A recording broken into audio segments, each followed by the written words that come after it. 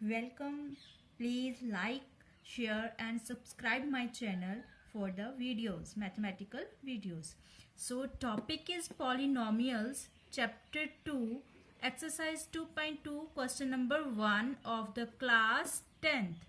तो 10th class की हम बात कर रहे हैं. टॉपिक है पॉलिनोमियल्स एंड चैप्टर 2 है. तो एक्सरसाइज 2.2 एंड क्वेश्चन नंबर 1. तो इसमें हम कुछ फॉर्मूलाज यूज करेंगे. We will use some formulas. So first formula है sum of zeros. Sum of zeros that is equal to minus coefficient of x by coefficient of x square. So first formula है sum of zeros is equal to minus coefficient of x by coefficient of x square. तो अब यहाँ पे x और x square के coefficient की बात हो रही है. तो पॉलिनोमियल की जनरल फॉर्म लिख लेते हैं हम.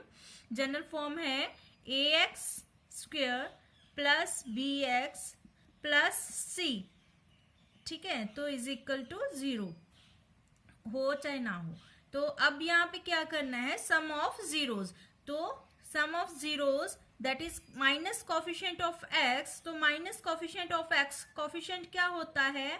कॉफिशिएंट होता है जो टर्म बोली गई है, एक्स का कॉफिशिएंट फाइंड करना है हमें. तो उसके साथ उसका मल्टीप्लायर कौन सा है? दैट इज बी है. यहाँ पे एक्स के साथ क्या मल्टीप्लाई हुआ है? बी. जहाँ भी प्लस है यहाँ भी प्लस है, तो मल्टीप्लाई क्या हुआ है? बी मल्टीप्लाई हुआ है. तो इसका मतलब ये फॉर्मूला हम ऐसे भी लिख सकते हैं माइनस बी, क्योंकि कॉफिशिएंट ऑफ एक्स क्या है? बी.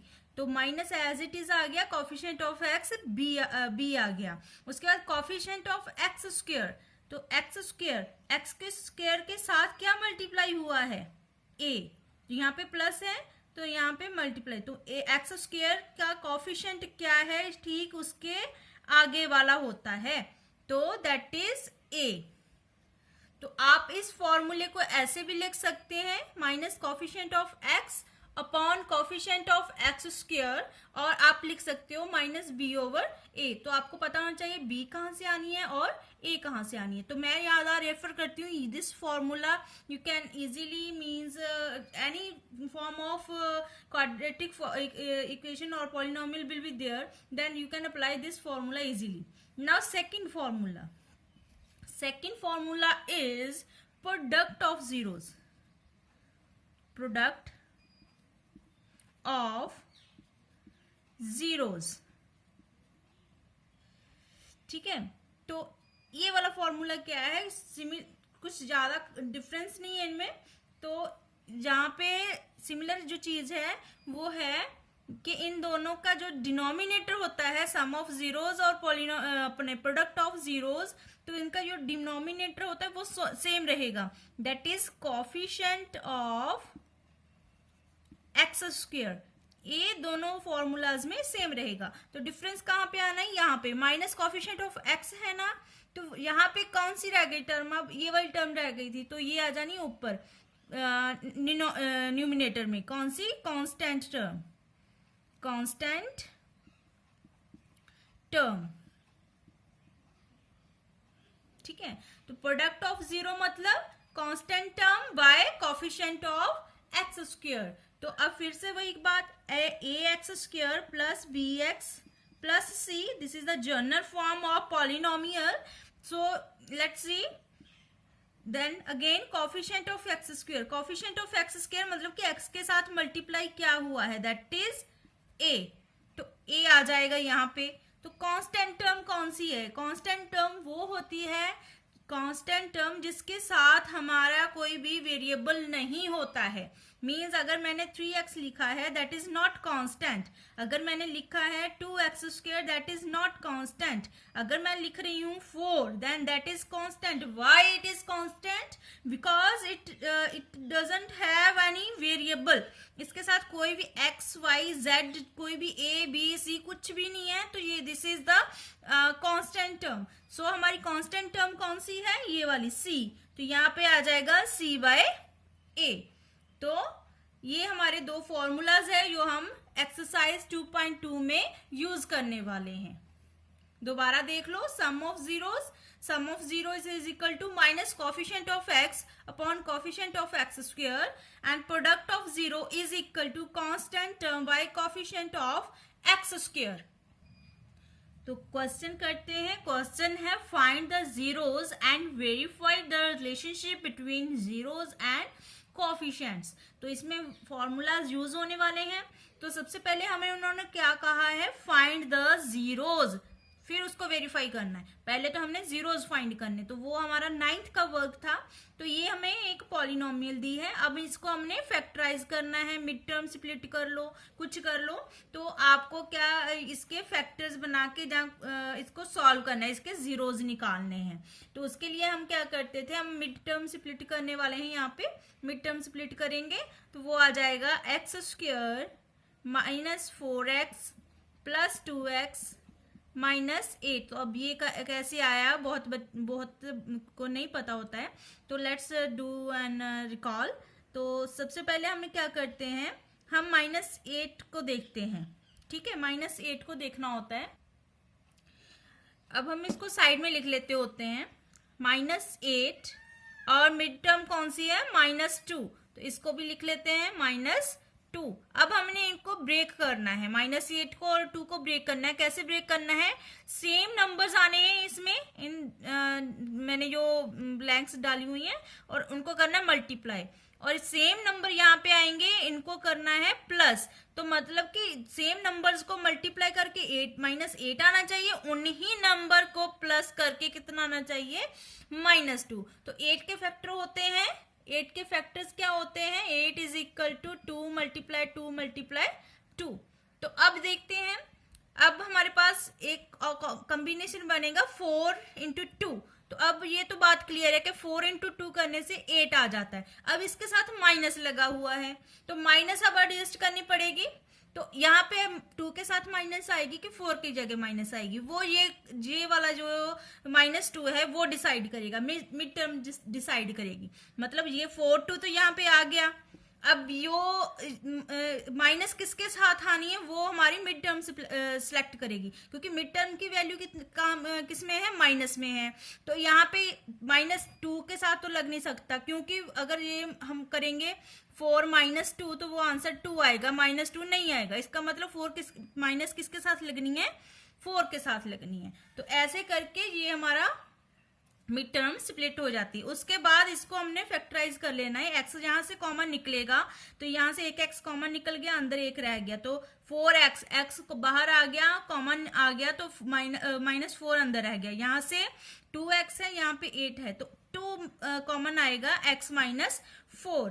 तो इज इक्वल टू x -4, जो कॉमन है दोनों में वो मैंने कॉमन निकाल लिया, तो जो रह गए हैं उनको एज इट इज लिख दिया, ठीक है। तो ये हमारे आ गए फैक्टराइज। अब हमें क्या फाइंड करना है, इसके जीरोस फाइंड करने हैं। जीरोस फाइंड करने के लिए हमें क्या करते थे, नाउ जीरोस फाइंड करने के लिए हमने क्या करना है, x square -2x -8 is equal to 0 रख देना है।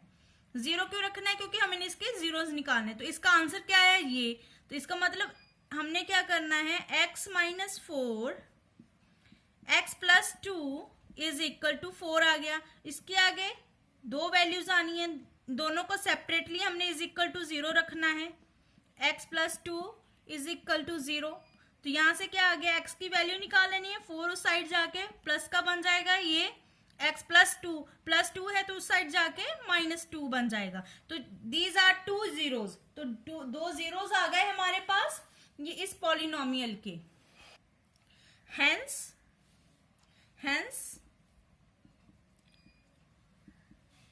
x is equal to 4 and x is equal to -2 are zeros of x square -2x -8। तो इसके हमने जीरोज निकाल लिए हैं, ठीक है। अब इसके बाद क्या करना है, now next step is verify the relationship between zeros. ये जो हमारे जीरोज आ गए हैं, we have obtained the zeros, इनके बीच एंड द कोफिशिएंट के बीच में हमने क्या फाइंड करना है, रिलेशनशिप, ठीक है। तो कोफिशिएंट्स अभी पीछे हमने फॉर्मूलाज किया था जिसमें कोफिशिएंट्स का टर्म यूज हो रही थी, तो बस वही फॉर्मूला हमने यूज करना है। सबसे पहले हमने दो फॉर्मूले से दोनों को हमने यहाँ पे इंप्लीमेंट करना है। First is sum of zeros, sum of zeros. तो हमारे पास जीरोस कौन से आए हैं, 4 एंड -2, तो इनका सम करना है, मतलब इनको प्लस करना है। सम का मतलब क्या होगा, प्लस करना है। तो हमारे पास एक जीरो है 4, दूसरा है प्लस -2, तो आंसर आएगा 4 -2 दैट इज इक्वल टू 2। तो अब हमारे पास ये आ गया। बाय फॉर्मूला देख लेते हैं क्या आएगा। तो बाय फॉर्मूला क्या था, वो sum of zeros is equal to minus coefficient of x upon coefficient of x square, यही था ना फॉर्मूला। तो अब इसको इंप्लीमेंट करें। देखो अब हमारे पास क्वेश्चन में, देखो क्वेश्चन के पास जाना पड़ेगा। माइनस कोफिशिएंट ऑफ x, तो माइनस कोफिशिएंट ऑफ x का कोफिशिएंट क्या है, माइनस तो आएगा साथ में। कोफिशिएंट ऑफ x क्या है, ये रहा हमारा x, तो कोफिशिएंट क्या है उसका, ठीक आगे वाला जो उससे मल्टीप्लाई हुआ है 2। बहुत बच्चे कहते हैं 2 नहीं है। अब इसका साइन भी हमने साथ में ही लेना है, that is -2 bye coefficient of x square, coefficient of x square. अब यहाँ पे भी कोई ट्विस्ट है, x के साथ तो कुछ मल्टीप्लाई हुआ ही नहीं है, तो जिसके साथ कोई नहीं होता है उसके साथ एक भगवान होता है, ठीक है। तो जिसके साथ कोई नहीं, याद रखना, उसके साथ हमेशा एक होता है, एक मतलब भगवान होता है, तो हमेशा याद रखना, ठीक है। तो इसके लिए एक्स स्क्वायर का कोफिशिएंट क्या आ गया, 1, तो मीन्स इसको हमने मल्टीप्लाई कर दिया, माइनस माइनस प्लस हो गया, 2/1 विच इज इक्वल टू 2, तो ये दोनों इक्वल आ गए। हमारा आंसर, हमारे जो हमने जीरोस फाइंड किए थे उनका आंसर भी 2 है, जो ये सम ऑफ जीरो बाय फॉर्मूला किया था वो भी सेम है। सिमिलरली हमने प्रोडक्ट ऑफ जीरोस फाइंड करना है, product of zeros.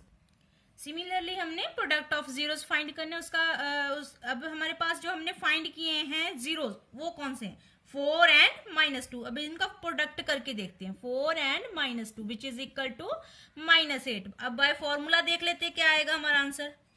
Bye formula that is product of zeros, product of zeros is equal to, constant term थी यहाँ पे, कोफिशिएंट ऑफ x हो गया। अब हमारे पास है constant term by coefficient of x square, coefficient of x square. तो ये क्या आ जाएगा, is equal to constant term कौन सी है अब हमारे पास, फिर से क्वेश्चन में देखो कांस्टेंट टर्म कौन सी है, -8 bye coefficient of x square, यहां से देख लो, यहां से हमने फाइंड किया था 1, तो आंसर क्या आ गया -8। तो ये देखो ये दोनों सेम आ गए, हैंस द रिजल्ट, ठीक है। तो एक बार फिर से देख लेते हैं कि कैसे करना है, कुछ सिंपल सा है, find the zeros and verify the relationship between zeros and coefficients. तो इसके लिए सबसे पहले हमने क्या फाइंड करना है, जीरोस फाइंड करना है। जीरोस फाइंड करने के लिए हमने मिड टर्म स्प्लिट की, और जो फैक्टर्स आए उनको हमने इज इक्वल टू किसके रख दिया, जीरो की। तो सेपरेटली इन दोनों को हमने एक फैक्टर को उठाया और जीरो के इक्वल रख दिया। उसके बाद एक्स की वैल्यू निकाल ली, कोई भी वेरिएबल वाई दिया हो, एस दिया हो, टी दिया हो, मतलब एक्स की जगह कोई भी वेरिएबल दिया हो, तो आपकी वो दो जीरोज आ जानी है, 1 0 जितनी भी आ जानी है वो जीरोज आ जाएंगी, ठीक है। उसके बाद क्या रहता है हमारा, वेरिफिकेशन, ठीक है। तो वेरिफिकेशन वाला पार्ट ये वाला आएगा, वेरिफिकेशन। तो वेरिफिकेशन वाला पार्ट ये वाला है। तो अब हमें क्या करना है, सम ऑफ जीरोज निकालने, पहले सम ऑफ जीरोज, जो हमने जीरोज निकाले उनका सम कर देना। सम इज 2, तो एक तो ये हो गया, हमने अपने जो जीरोस निकाले थे उनसे फाइंड करना है सम ऑफ जीरो। एक बार जो फॉर्मूला लगाया है वो उससे फाइंड करना है सम ऑफ जीरो, तो वो हमारे दोनों मैच करने चाहिए। इसी तरह प्रोडक्ट ऑफ जीरोस है, एक बार तो हमने फाइंड किए हैं जीरो उनका प्रोडक्ट करना है, एक बार हमने फॉर्मूला लगा के फाइंड करना है, तो दोनों का आंसर सेम आना चाहिए। अगर सेम आ गया तो आपका क्वेश्चन बिल्कुल सही है। Thank you.